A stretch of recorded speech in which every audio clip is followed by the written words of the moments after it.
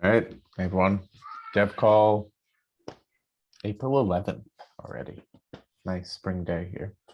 Um, all right, so probably not a whole lot has changed. I guess with updates. Josh is supposed to be here if he shows up at some point. He'll present. He made a nice I guess data feed page is what we're calling it. It shows like all the updates on all the different feeds. You can see how Tellor's updating, what prices we're updating. Super pretty, super fast. You can see we're nice and live. It's super cool, which was the whole point of it. Other than that, some things that we're kind of working on for this week. The big one, or one that is recent, I have a call with Snapshot later today.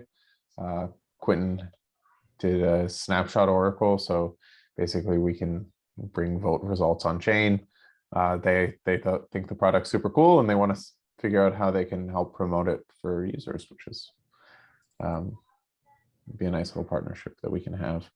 Other than that, we'll be working on the AutoPay. I think we're giving it to Josh. Josh is going to be continuing updating it, but Brenda found a bunch of fixes we can do. So she'll be, if you guys see it, she'll be asking you guys questions about some of your most recent pull requests on that. Other than that, we're going to probably also, we're going to be kicking off a new treasury next week. So we'll be talking about it. We'll be putting it up to a vote. Basically, this treasury will be wrapping up in 2 weeks. So if we want to have one start the same time as the other one ends, we have to kick off the vote on Easter Sunday. So we're going to kick off the vote, same amount in the treasuries, 100,000, but we're going to double the rate because it didn't fill up. We want people to actually be incentivized to get in there. And we're going to see if people like that. It should be cool. So you'll be able to throw some tokens in and get a 5% return in 3 months. Not bad. So we'll see if the 2.5% return, basically it was like, there were like 15 people and it was mainly empty. We'll see if 5% entices people. I guess returns in the space are just crazy. But I know we did have a little bit of an issue too with the last one because gas was pretty high. It made it so like, even if you had a 2.5% return on it, to get gas, to make it worth it with gas, you have to have like at least, 500 tokens or something like that. And just kind of kept the small guys out. But anyway, let me know what you guys are working on. I guess, Spuddy, you were here first. How's setting up the miners and how's testing Telliot going? I mean, they still don't run continuously on Rinkeby. I need to know what your goals are on. I don't remember exactly what we said we wanted to do on Polygon mainnet and like Ethereum mainnet. I mean, at least just have them set up. We should have some team accounts set up. And then we can talk about maybe submitting one today or something from them, but at least having them ready and staked is going to be important for sure. So, but I think we all already do that. But Polygon mainnets would be fairly cheap to run. It's just a matter of how often do you want to run it. It would be like once per hour would cost less than $1 per day to do that. So for sure. Okay. Yeah, we can talk about it. But okay. Yeah, maybe we'll pick one of the feeds. So all right, Quentin. One more thing on the is anybody here running the disputable values monitor? Okay. Yeah, I have it on a AWS thing. Okay, so Lauren's running it. Yeah. Who are you alerting if there's a bad value? I think my number is on there and Owen's is. Okay. Can you add my number? Yeah. And I'm going to run it also. So if anybody wants their number added, let me know. Cool. The alerts. Well, I mean, Things If go Lauren down. goes down, if Lauren's goes down, mine will be running and vice versa. Perfect. Cool. Quentin. Yeah, so I did the integration for Tracer, but I need some feedback if it's okay or not. And then I also worked on the dashboards for Dune Analytics with the Chainlink stats. Yeah, I saw those. We'll have you present those next week, but those are looking really pretty. Also for the tracer, did you push that to a Tellor repo? Or No, is it it's on my private? private GitHub. Yeah. Okay, let's push it to a Tellor repo. I think you can make Tellor repos, so just like Oh, okay, Try. I'll try to do that. try and then push. And then yeah, if anybody else's board wants to look at Quentin's tracer integration, it's very similar to Diva. So for Tim, at least, it's a perpetual pool though. So there's not like an expiry. It just needs kind of the current time, but they have like kind of pool IDs and stuff. So it's a cool one. All right, thanks, Quinn. Owen. Hey, so about the running Telliot, got like reviewed and got Akram's work on fixing the Etherscan gas price errors merged in. So thanks Akram for that. Study if you want to pull down from main and use the latest from main for Telliot core and Telliot feed examples. Hopefully a lot of those errors are handled by this. Today, That's I mean how, that's the gas price one that you Do you an need to issue do for. another release? is there another one? Is there another problem? yeah, I mean we probably should. I didn't know what the other, if there is another error I can look, but not off the top of my head. That was like the main thing.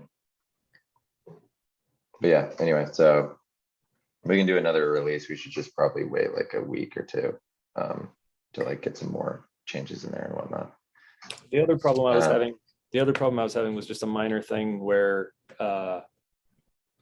like the default RPC for Mumbai wasn't working for me. So I just had to get it from Infura and it works.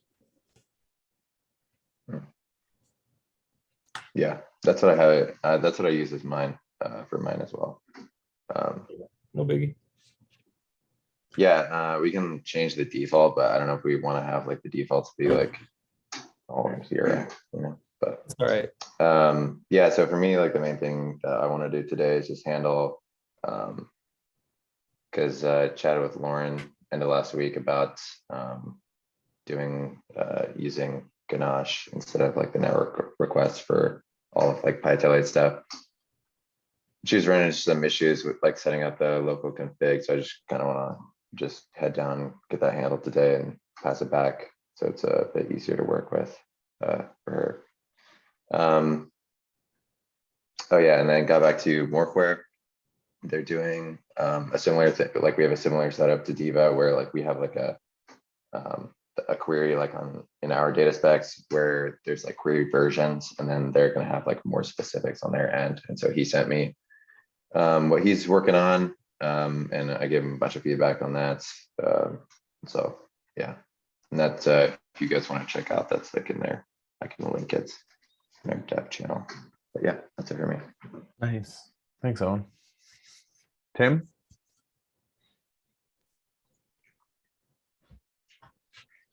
Yeah, so I'm also reviewing what Morphware sent us, like in particular the dispute considerations. And then also I'm working on the random number generator, and specifically the algorithm for zeroing in on a specific block number based on an inputted block hash. So that's what I'm working on right now, getting ready to You pulling a Bitcoin wrapped up. node? Yeah, well, starting on, yeah, just Ether right now, but it'll be like the same algorithm for Nice. zeroing in. Yeah. So cool Ether stuff. and Bitcoin for now. Any other good secure chains we can find. That's such Would be like a good. that's such like a loaded minefield question. It's like, Yeah. like, because if you say there are none, then you get shit, and then if you any single other one you pick, it's like people of the other chains are like bullshit. So Yeah, I'm causing trouble even saying that. yes, exactly. Cool. All right, Lauren. Yeah, I went on a little Telliot core scavenger hunt on Friday and over the weekend. Just kind of looking into where all these errors are coming from and like getting more familiar with the code base too.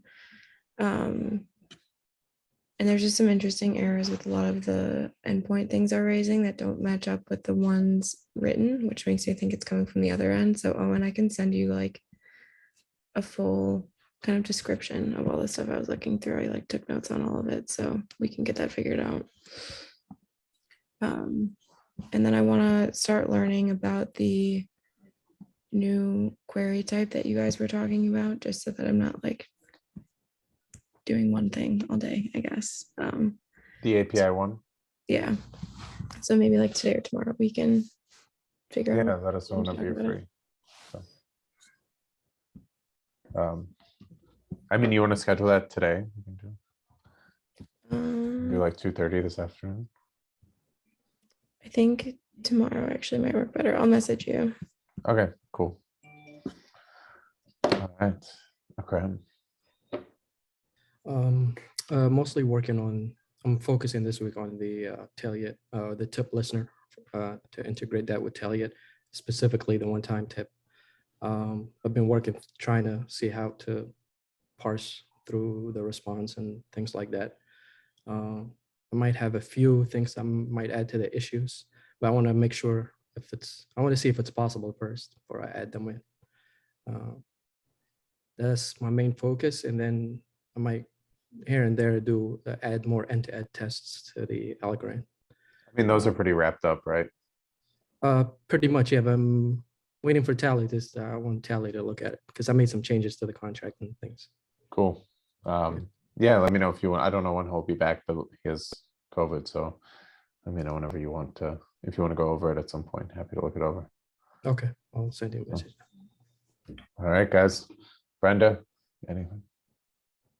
I'll submit the issues for the AutoPay and Yeah. I'll be doing the treasury stuff. So Cool. Yeah, well, Josh is not here to present his beautiful data feed, so the world will have to wait for, I mean, the world, we posted it on our Discord, so you can go see it now.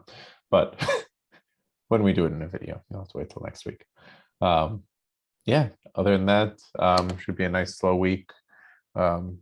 You guys, I think we have a Discord AMA in Polygon on Thursday, but other than that, not a whole lot. So let me know if you guys need anything. Talk to you guys later.